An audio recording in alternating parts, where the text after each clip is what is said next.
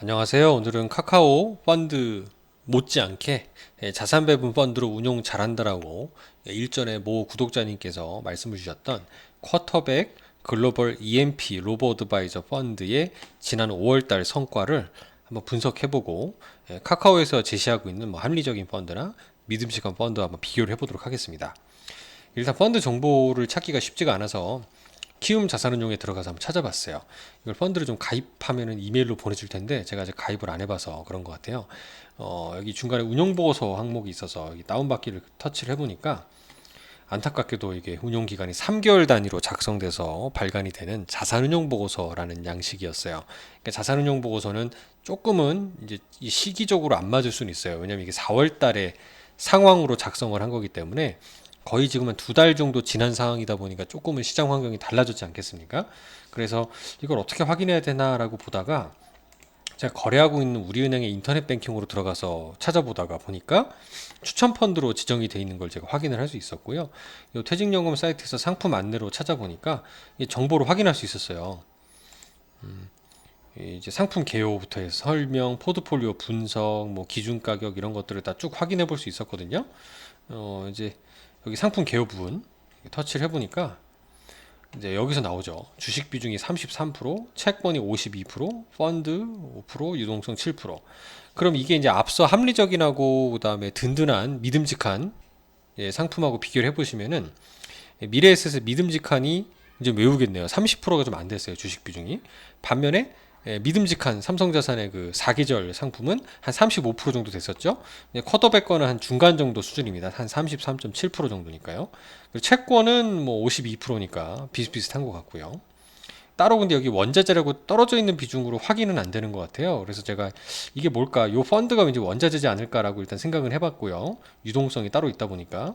그래서 최근 포트폴리오를 제가 좀 수소문해서 찾아봤습니다. 그랬더니 역시나 대체 투자, 그러니까 뭐 부동산이나 인프라로 분류될 수 있는 게 한 5% 정도 비중이 되는데 앞서 보여드렸던 펀드라고 돼 있는 게 대체 투자 비중이 아닌가라고 생각이 됐어요.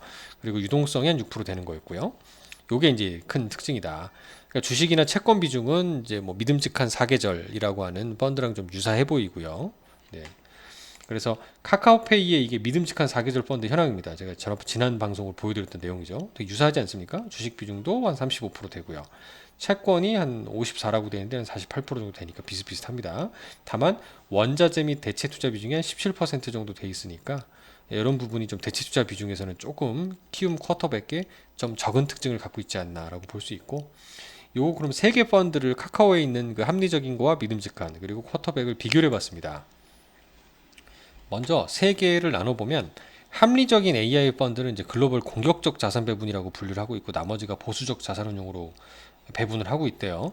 공격적이라는 얘기는 지금은 주식 비중이 좀 낮지만 이거는 조금은 공격적으로 혼합 자산이라고 돼 있기 때문에 최소 뭐 주식 비중을 이런 그 채권 혼합형의 경우는 30%까지만 투자한다 이런 기준이 있거든요. 근데 혼합 자산은 그런 게 없어요. 그러니까 때로는 공격적으로 늘릴 수도 있다는 차이는 좀 있습니다. 평가 등급이나 이렇게 위험 등급 경우도 보면은 투자 위험도 얘는 2등급으로 미래에셋이 조금 더 높죠.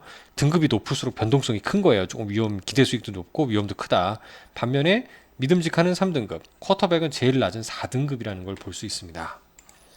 그리고 수익률 면에서 보면은 이제 합리적인 거와 믿음직한을 보면은 믿음직한이 5월 달은 성과가 되게 좋았거든요. 최근 한 달은. 근데 최근 1년을 보면은 확실히 미래에셋 합리적인 게 성과가 제일 좋습니다. 그리고 쿼터백도 1년 성과로 보면은 믿음직함보다 오히려 성과가 좋죠.